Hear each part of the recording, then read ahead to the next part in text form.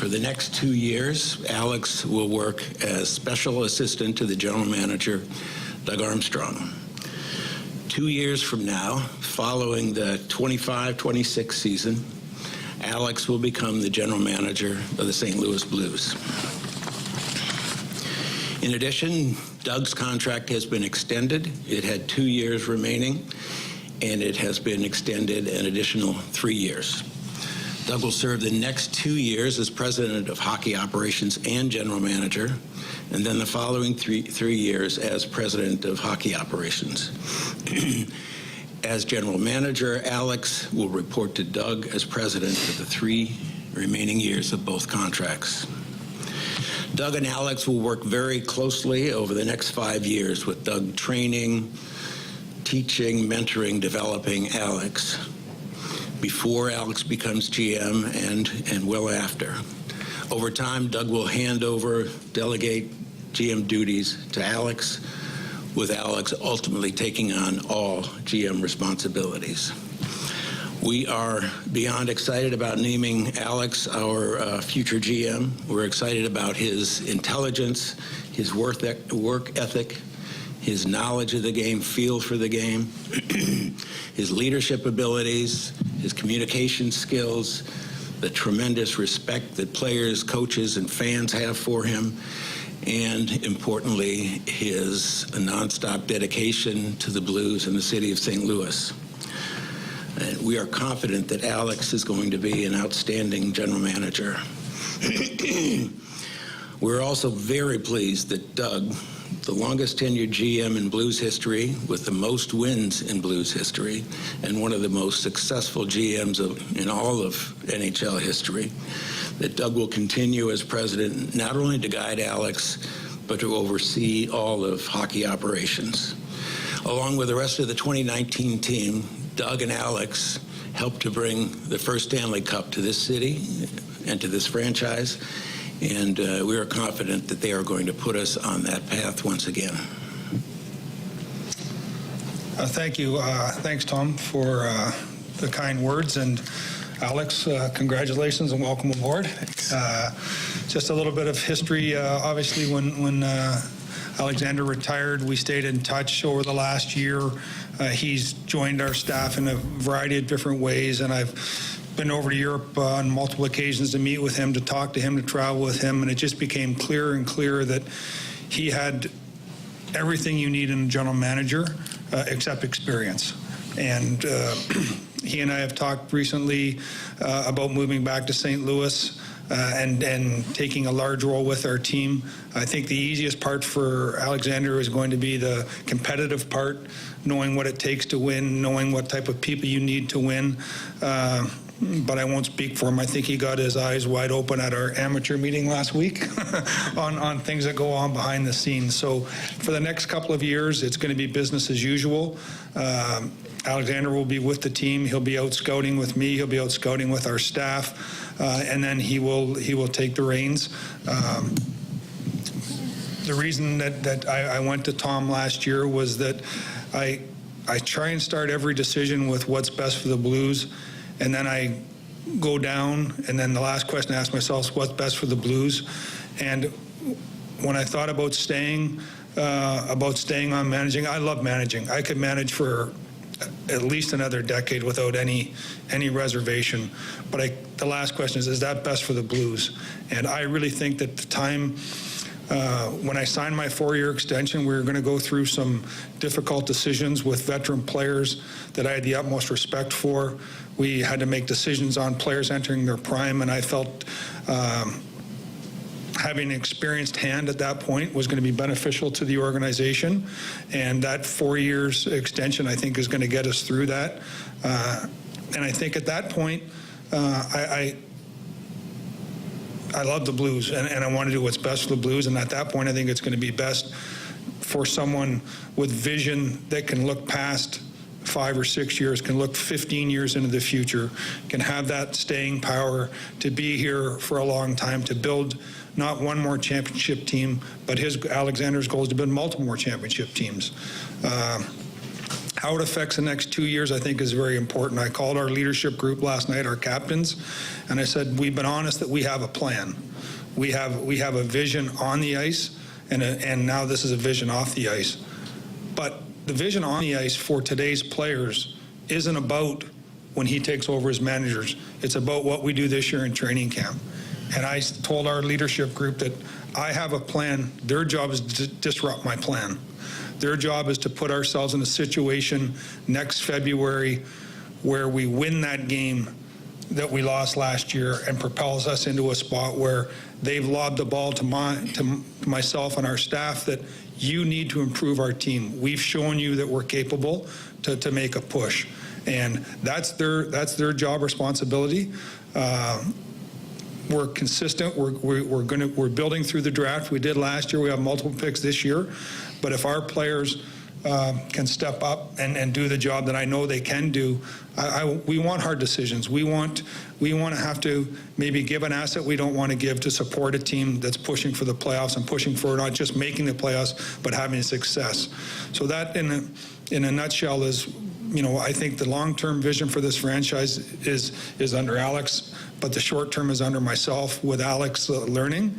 And we're excited about the next 2 years. I'm excited that Tom believes that I can provide some leadership to Alex and teach him some of the tricks of the trade that I've learned over my almost 20 years as a manager and get him set up. And as I said, it's going to be the things away from the cameras that are the ones that he's going to pick up quickly, but nothing teaches experience like experience. And so that's what we're going to do over the next 24 months to get him ready, and then we're going to be here to make sure that he has great success. So with that, Stina, congratulations. Thank you. Thanks, Tom.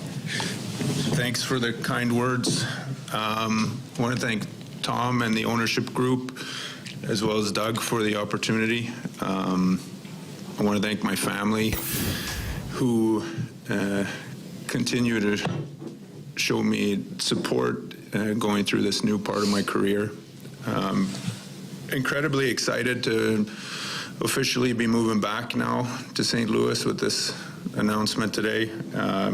I first came here in 2008, and within a couple days felt so welcomed by the city and the people, and it obviously holds a special place in my heart. I remember that, I think it was the next day, it was around Thanksgiving, I was invited to Manny Legacy's house for Thanksgiving, and that's something I always remember.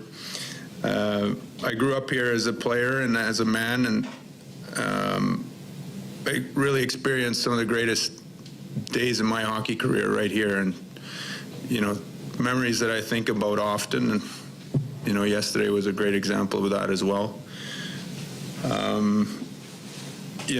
This last year I've had the opportunity to work under Tim Taylor with the development staff, and Tim's been great for me, has helped me a lot. Ryan Miller, the same, always around, supportive. Peter Chiarelli, Scott Mellenby, Al McKernan, everybody's been so welcoming, and all of the staff, I feel like I'm surrounded by just great people.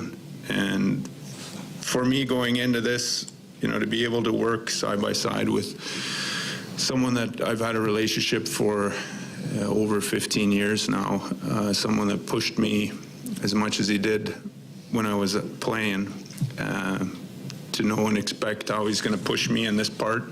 And I've so much admiration for what he's done for not just the city and the team, but for myself. And again, thank you, Doug, Tom, and I'm looking forward to getting going here. We'll open up for questions now. Raise your hand. We've got mics on both sides and bring it to you. Start with Andy here. Allison. Steiner, congratulations. You grew up around the game. You played over 1,000 games in the NHL, and you've gotten a ton of experience in the game of hockey. What's the next step in terms of experience you want to gain to, make sure you're prepared to run an NHL team?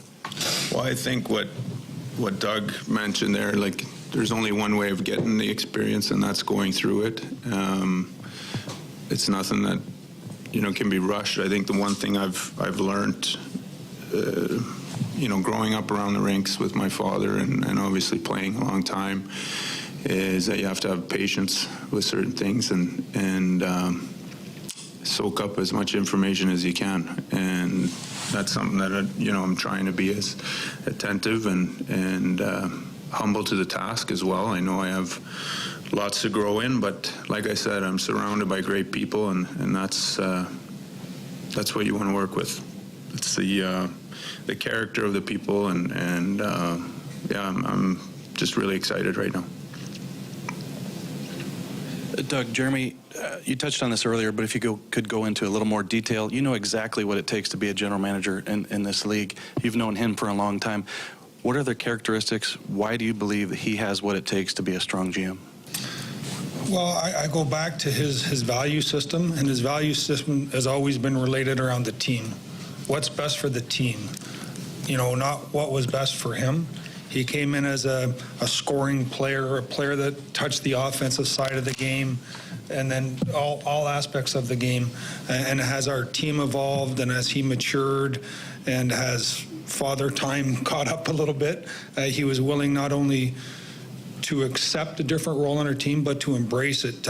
He understood that for the collective to have success, he had to give stuff, and that takes a special person. I think everyone wants to have success, but it's what are you willing to give up of your own for the betterment of the team, and there was no one greater than that. I go back to a story that we met after a disappointing season, and traded one of his better friends, or maybe his best friend, and Paul Skenes, and we were at Starbucks, my favorite meeting spot with the guys, and he just said, we need to win. I don't want to, if we're moving players for picks, I don't, I want to win. And I said, can you just give me a little bit of time? I'll prove to you that we want to win. And then we traded for Shannon. We brought in O'Reilly. We brought in those guys. And when you do that, you never know how it's going to end. And it ended with a championship. And when I look back at those are days that I remember more than the game itself. It's the desire that he had to be part of a winning organization, the willing he was to commit. And you need to do that, as I said in my initial remarks. You start with what's best for the Blues and end with what's best for the Blues. And if you can't answer that question, that this is best for Blues, you don't do it. I talked to Tom, and selfishly, there was some selfish reasons for me to stay on as a manager, potentially get to 1,000 wins. There's things that selfishly I wanted to accomplish, but my selfishness or what I want to do was always outweighed what's best for the St. Louis Blues and its fans and its ownership. And I think Tom told me this early. We're nothing more than stewards of the team. The team is here now. It's going to be here long after I'm gone, and my job is to continue to do what's best for the Blues. And I know that Steiner shares those values. He's always, and when I told some of the players, he actually does bleed blue, and to have that in our organization. The players feed off it. They fed off it when he played. They fed off it when he came back to training camp last year. They fed off it when he traveled with the team. They know that it's not just a job. It's a passion, and St. Louis is a passion. I'm not sure he signs up for it. I'm not sure his wife signs up for it if this is any one of the other 31 teams. He's a Blue, and he wants to be a Blue. And when you start with that passion, that's the part. And then his hockey knowledge is it's second to none. I go back to that's going to be the easy part, is assessing what we need and how we do it. It's the things behind the curtain that aren't sexy that managers do that we're going to make sure he's up to speed on. But he starts with the number one ingredient is knowledge, passion, and then you just add in the love of St. Louis. This is a no-brainer. Alex, just what made you want to go into the management route after you finished playing? Yeah, it was something that we discussed early. Something I've always been interested in. It was, right when I retired, it was a little heartbreaking for me. It's the one thing I've always done, known, and couldn't keep going. And then there was some other aspects to my life, that some family matters that I needed to tend to, and there was a pandemic going on, and it was just a lot going on. So it's something that I've always been interested in. I've talked to people around me about it, and you know, try to inform myself as much as possible. It's difficult to know exactly what it entails when you're active as a player. You kind of end up in your own bubble as a player, and there's a lot to learn and information to gather. But you know, like what Doug mentioned there, like I've always had a passion for St. Louis, and my passion for this sport is so high. Like this is what I was meant to do, was be around hockey, and yeah, it just kind of grew more and more. And then obviously been in close contact with Doug for a while now, and feel like this is a great opportunity for me. Tom, you've had hundreds of players come through the doors, you know, since 2008, 10, you know, when you took over in 2012. I know you have a lot of respect for Alex over the years. You've mentioned that to me. What specifically strikes you about him and his hockey mind, and kind of what Doug talked about, his passion? I guess I mean, not to be too repetitive here, but it is putting the team first. I mean, that's what happened in, you know, the second half of the 2018-2019 season, when everybody put their personal stats and their personal records aside and came together. And, you know, Alex was a big part of that. So it is that team first attitude and passion, but you know, it goes well beyond that. This is an assessment of, you know, looking at a person who's very intelligent, is off the charts work ethic, has just innate leadership abilities and communication skills and just appeal to people, and has this really strong desire to learn and take in, and so, you know, this is not a job that's for, you know, everybody who plays the game. We just see Alex as a, you know, just kind of a natural and an extraordinary candidate. Alex, it's been about a year since you started working with the Blues on the, you know, prospect side, development side. What have you learned in that past year that can kind of help you with this job moving forward? Well, plenty. Like I said, I've had a lot of, been involved in a lot of meetings and gotten to know the whole staff, but also with the prospects, it's been great working with them. And, you know, I feel like I have a good sense of the modern player, but, you know, really working with them, and they've all been great as well. It's a fantastic group of prospects that we have, and you know, the future looks really bright that way. The guys are putting in everything they have towards getting up and contributing towards the organization. So it's been a really great year. I've been allowed to partake in a lot of different areas, and like I said, I've had a strong support around me as well. Doug, you've got GMs in the league that manage into their 70s, some into their 80s.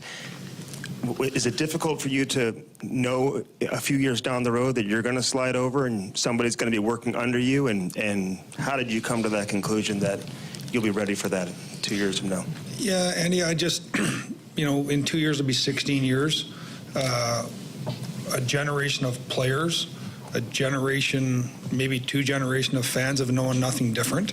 And, you know, at some point, change is good. Change is good, I think, when Tom and I talked about it. It's not just for the players, it's for the business side, it's for everybody. They've got in one rhythm with one manager for a number of years. And as I said, I love to manage. Like, I'm going to miss it. I guarantee I'm going to miss it. I love the work. but I love the Blues more, and it's it's my responsibility to do what's best for the Blues, and what's best for the Blues is to support Alex in 2 years. But that's 24 months. I got a hell of a lot of work in the 24 months I'm going to accomplish. Tom, can you speak to the importance of a gradual transition? I mean, that's not always gifted to every team in any sport, but I mean, we see teams flipping front offices oftentimes in an off season, which is challenging. How will this help continue, competition and keep moving this thing in the right direction without spikes? Yeah, it's interesting. We've talked a lot about this in just about every line of business or any big enterprise in our country. The organization has a succession plan, especially for the top people, and it's well thought out. It's all in place, and yet in sports, it's kind of seen as something unusual, and that just doesn't make sense to me or to us. We want to be thinking not just about the next game and not about this season, but what comes next, and if we want X to come next, what do we have to do now to put that in motion? So we just think that's prudent planning, so that as we go forward, we know what we're doing. We're prepared for it. We're kind of aligning ourselves, and because we're an operation that's very much in the public eye, I think it's a positive to tell our supporters what we're doing. Obviously there are things we have to be quiet about, trades and things, but just broadly, this is our plan, this is where we're going, and give people some confidence that we know what we're doing, and we're set for not just next year, but well beyond. If I could ask one for Alex, that final year we talked about, and we saw your role change, how it kind of inspired your teammates and became a big part of that story. Did that teach you anything that you will use as you've changed these gears? And take us back to that, kind of accepting that and embracing that for the betterment of the team and the time. Yeah, I mean, I don't know. It wasn't, I think it's made out to be a bigger thing outside of what I felt it was at the time. I thought that whole season we knew we were a good team. We were just trying to figure out, where everything fit in, and kind of needed some time to get in sync. I don't remember exactly, but I'm pretty sure from the start of that season to the start of the year before, we had a lot of changes in the lineup, and there was a lot of things. I think, I wouldn't say specific. Winning that year really taught me a lot. I learned a lot from that. I felt like that gave me a lot of answers to questions I had years prior. But I also thought that there was a lot of years we were really good, and we had built something for a long time. And in the end, we were able to, it wasn't just, I know that gets talked about a lot. It was not just me doing that. There was a lot of things that happened, a lot of guys that sacrificed and really did what it took for us to win that year. But I do know there was a lot of work put in before by previous players and coaches and staff, and that kind of all came out in that year. But it was a special one, that's for sure. Doug, what made you want to stick around as president of Hockey Ops after the next 2 years, and how do you envision your involvement changing during that time? Yeah, again, it's my love for the Blues. It's, my respect for Mr. Stillman and what he's given me, what he's given my family.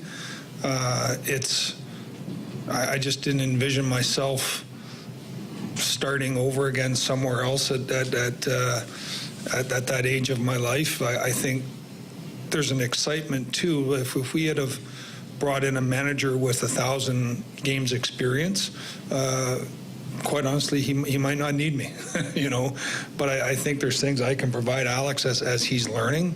I do view it as a weighted scale that over time I'll become less and less relevant in his decision making because he's going to gain that experience. But I owe it to myself. I owe it to the fans. I owe it to give him guidance. I call it landmines. Like he doesn't know where they are, and I'm going to say it's there, and I say like. And the quickest way is through the landmine from A to B. Now, the field, now you got to decide if you want to take that route or go around. Because when you step on them, they usually don't work out very well. And what I want to do is I just want to tell him what's around the corner. And over time, he's going to know that on his own. So that's why I'm sticking around, is because I owe it. I feel I owe it to players of yesterday, players of today, and players of tomorrow to make sure that when they're winning championships, it's because they're ready, and Alex is ready, and I'm hoping to win one next year. This isn't about. I want to make sure that we're not we're not saying that next season's not an important year.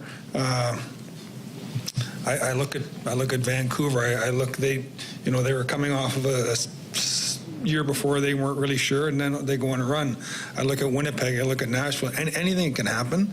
But why I want to stick around is to help Alex, help the franchise, make sure that they're ready to win a lot and have that 8, 9, 10, 12-year run at the top of the league, and hope that one day you get through. Alex, along those lines, Doug's known for a lot of things, one of them making decisions without bringing emotion into it. I mean, we could go on and on. What are some things that you specifically hope will rub off on you in the next couple of years watching him work? Specific lessons from? Yeah, just things that you'll see him do on a daily basis and pick up on. Yeah, like I mentioned earlier, like I've found I'm as attentive as possible throughout the meetings, and Doug and I have spoken a few times after the meetings just to go through kind of where the thought process was before and after, and kind of things for myself to evaluate and think about. And so I think obviously the experience is one part of it, but I have so much respect for Doug's work ethic and how hard he works and how hard the whole staff works, and it's interesting for me to see the thought process, but then also to understand where all that came from. Does that make sense? Alex, different managers around the league have different styles. Some prefer the draft and patience. Some prefer aggressive trades. How do you envision your management and roster building style? Well, going back to Doug's point, like I like to be present, and right now I want us to start focusing on training camp for this year. And I think as time evolves and the more I learn and Doug and I have our conversations, that will. But I believe in the plan that we have started here now, that Doug and his staff and the future of the team and the organization. So yeah, that's where I am. I just want to add something here. As the press release went out, there's an important part of that press release is Tim Taylor is becoming assistant manager with Ryan Miller. Ryan and Tim are, I don't make a decision without consulting those two guys. They're brilliant in their areas. This is a promotion for Tim that's long overdue. It sets us up moving forward, and so I just wanted to make sure that Tim gets his recognition today, along with Alex, two of very important people that are going to move this franchise ahead with Ryan and the whole staff. Doug, I know we're talking a lot about the future, right? The next couple years, how that's all going to work out, but the draft's coming up here in a little bit. What's that involvement as bringing him on and kind of working him through that process, as you've probably been thinking about it for a while? Yeah, I would say, quite honestly, it's a learning process for Alex right now. He listens to the meetings. He has good questions, but what he doesn't have is the depth when we say, okay, how does this compare to that player from a year ago or 2 years ago, or what players have success? And those are the things he's going to learn. It's the day-to-day trade stuff that he has a better impact on. There's a number of players that he knows from his playing days in this organization or around the league that he can help us with. But again, it's it's a learning process for him immediately. And as I said, he's like, I feel he's drinking through a fire hose right now, from whether it's player development to drafting to free agency to budgeting to, there's a whole host of things. We have contracts that we have to sign, and like we do with a contractor doing this with a franchise. You have a 1, 3, 5-year plan, and we're rolling it out on all different areas. Steiner, can you just talk about what you've been doing the last couple of years with the organization and just what that experience has been like for you? And just, I'm curious, the transition going from a player to management, like how eye-opening that is in terms. Well, welcome in, friends, to Balloon Party. We have been playing the press conference announcing Alexander Steen, Jackson, will become the general manager of the St. Louis Blues in 2026. Doug Armstrong will become the president of hockey operations. And you got to hear from owner Tom Stillman as to the reasoning, along with Doug Armstrong and Steen here on 101 ESPN. Your thoughts on this move, please. 314-399-9646. And, of course, our YouTube chat, 101 ESPN YouTube channel. Welcoming you to participate in the conversation. Tim McKernan, Jackson Burkett, Balloon Party today with half of the show playing the press conference from the Blues on the Doug Armstrong and Alexander Steen announcement. So your thoughts are welcome. 314-399-9646. Balloon Party gets underway in a matter of moments here on 101 ESPN.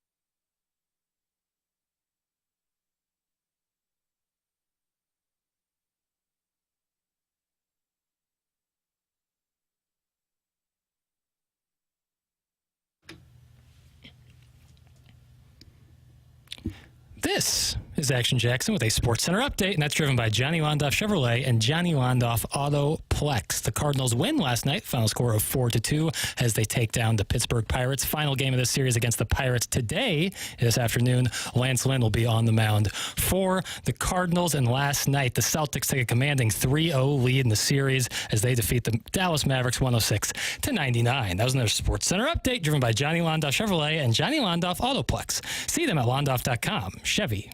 Together we drive. Are you kidding me?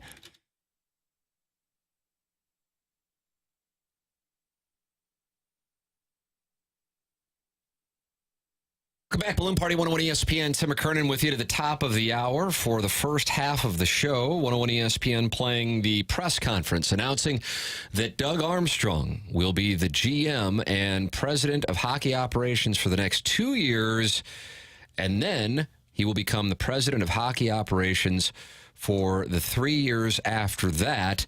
But Alex Steen now, the special assistant to the GM for 2 years, and then he becomes the GM after that term. Your reaction to this news? You heard from Tom Stillman, Doug Armstrong, and Alex Steen, if you were listening here on 101 ESPN, and a number of people were giving their opinions on it.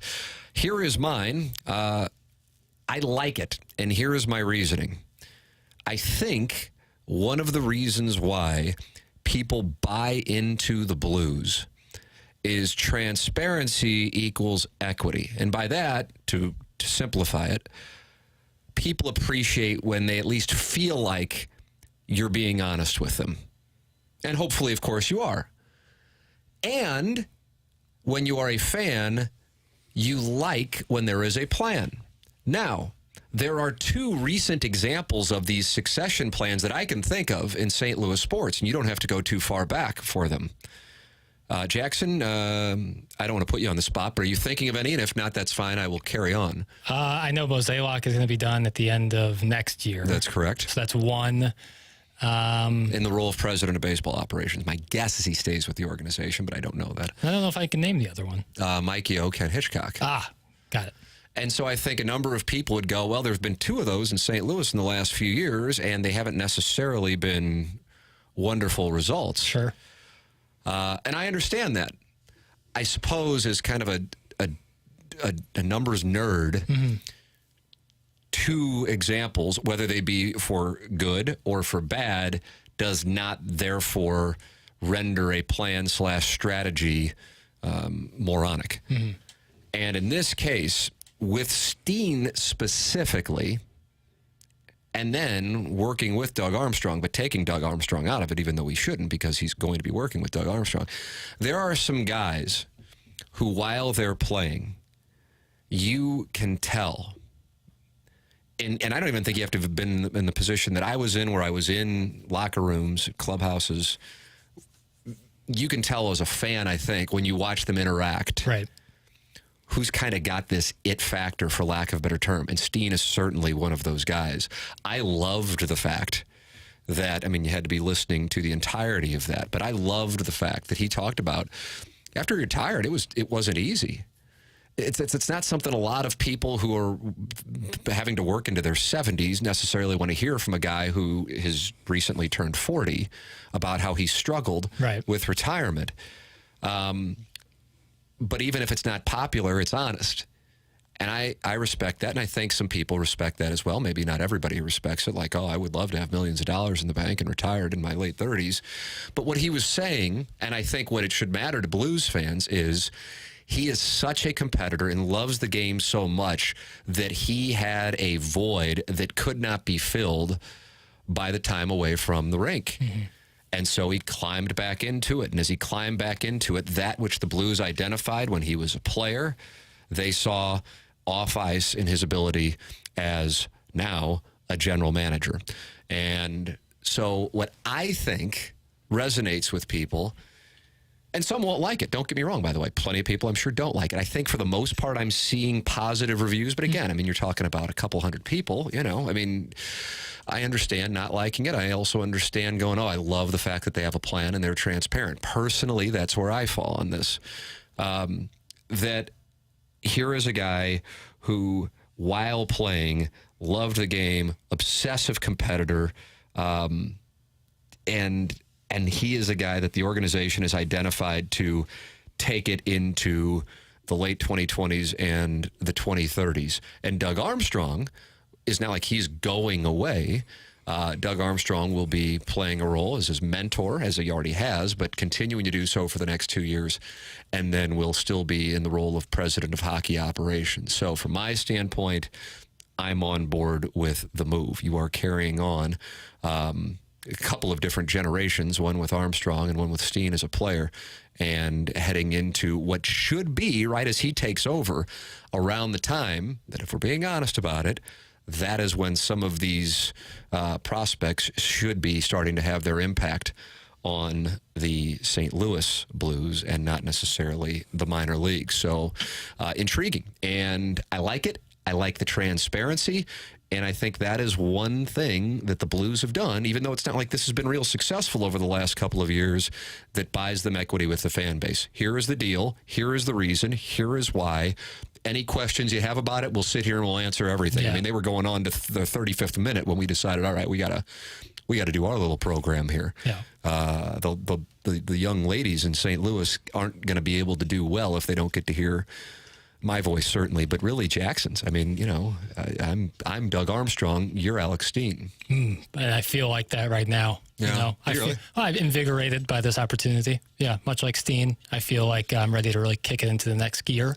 And I think this is lovely. Are you irritated that they didn't hire you? Yeah, I mean, I think it's a miss. But you got to separate your professional shortcomings from analyzing the move, though. Right. And hopefully so. I have a long way to go. So there's more opportunities for me to help the club in any way I can, really. I just think the advent of your new podcast, Forecheck, Please. Forecheck, Please, yeah. With yourself and AI Jamie Rivers. Right, this bot I created. I think that'll catch Steen's eye, and then eventually I think you'll be in the front office. I'm hoping to become the official podcast of the Blues. Oh my God, Forecheck, Please? Yeah. It's just like, you know, just direct it right to it. You know, I listened to this morning's edition of Forecheck, Please, and I was hoping to hear your memories of Patrick Waugh and net for the Bruins. And all I heard was, I did hear Boston sports, but it was about the Celtics going up 3-0. I got some thoughts. I bet you do. I doubt You and Rocky ought to share those in the hallway. I doubt I'll be able to share them, but I have some real thoughts. Tim, you are absolutely right about this. Come to think of it, I don't think you've ever been wrong. That's from Daddy Be Cooking. Isn't that just, I mean, you can send that in any day. I agreed. That's an evergreen text from an evergreen or evergreen YouTube commenter. Hello, ladies. That's from Tiny PP. Is that a tribute to Val Venus? Do you remember Val Venus from the WWE? I don't know. I don't know. No, when you go, I don't know.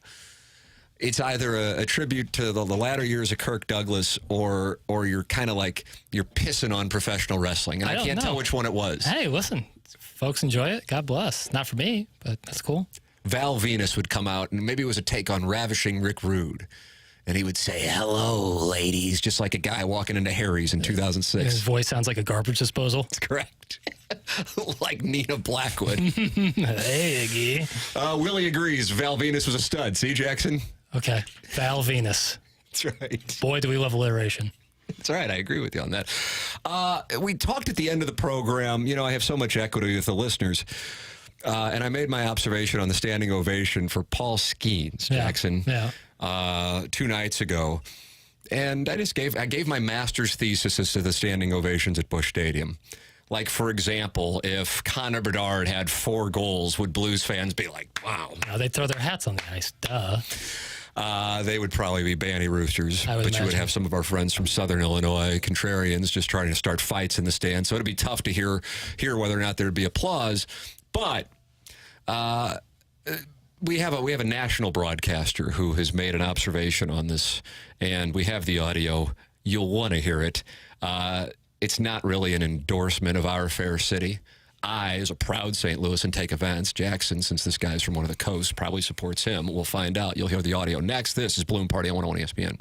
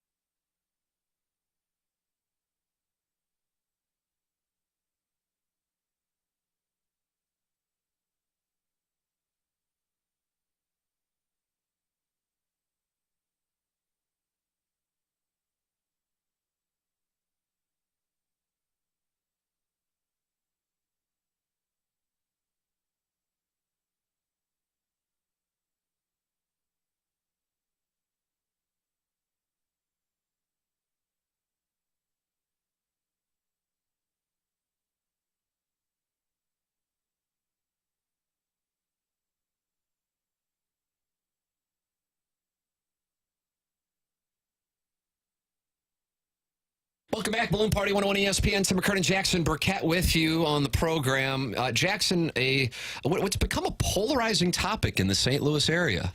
The Paul Skenes, how do you do? Standing ovation. Right. Some people have denied that it happened. Yep. Some have said it's an illustration of St. Louis fans being classy. Some have said how embarrassing the team is hovering around last place, also while hovering around second place.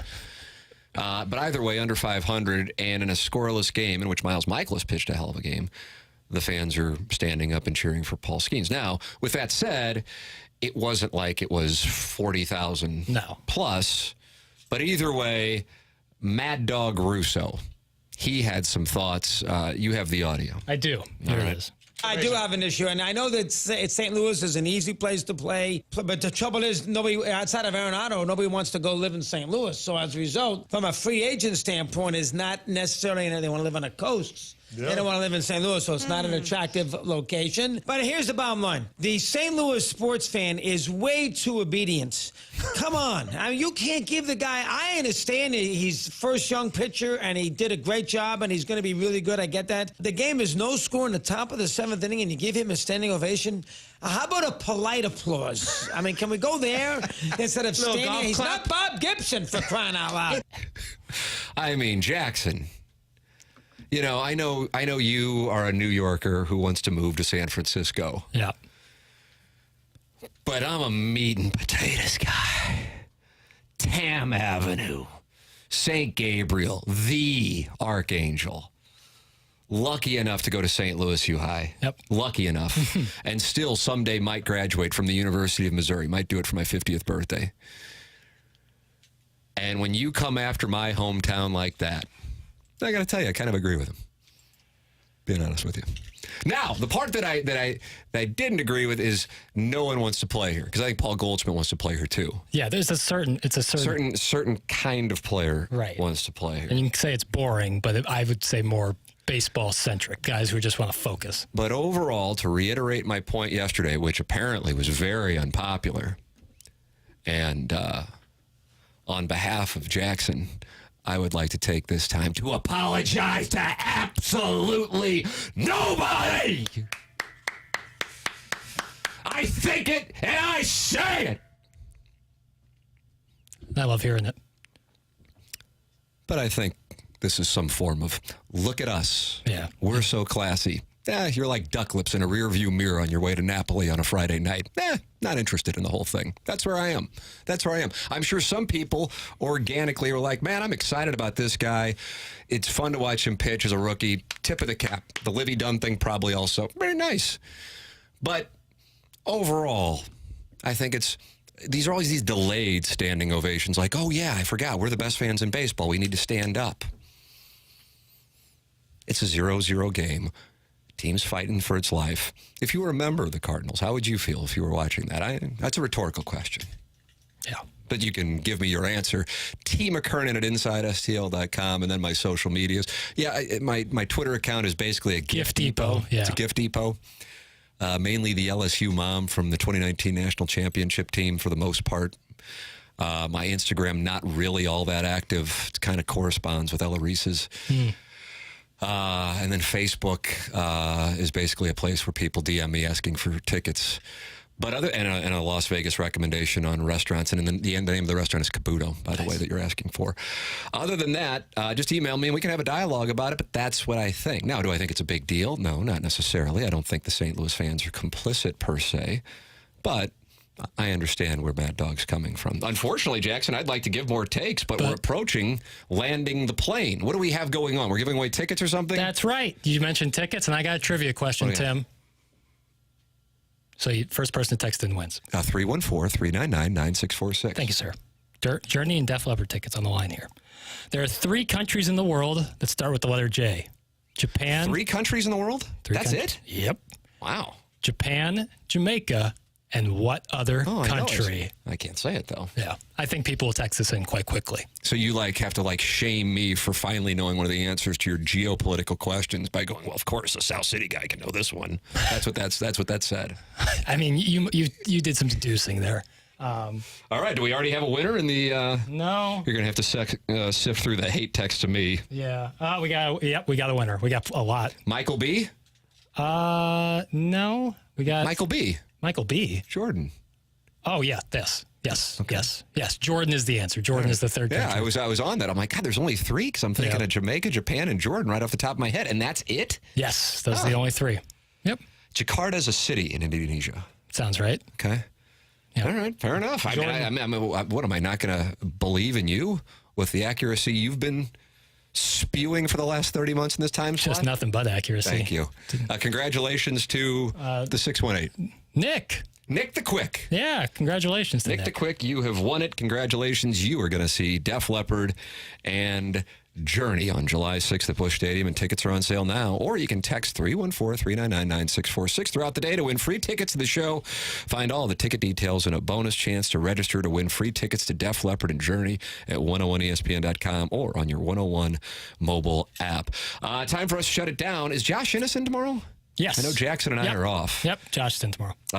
Josh is in tomorrow. I am playing at Jackson's member guest this weekend, so Jackson and I are going to get a chance. I know everybody will be polling for us. Yeah, Piddlehurst number 2. That's correct. So we will be back on Monday, and we'll go shot by shot through our 5 matches. All 4 that'll be segments. a delight. All 4 segments. Time for us to go for BK and Ferrario coming up next. I'm Tim McKernan, and that has been Jackson Burkett, Balloon Party 101 ESPN.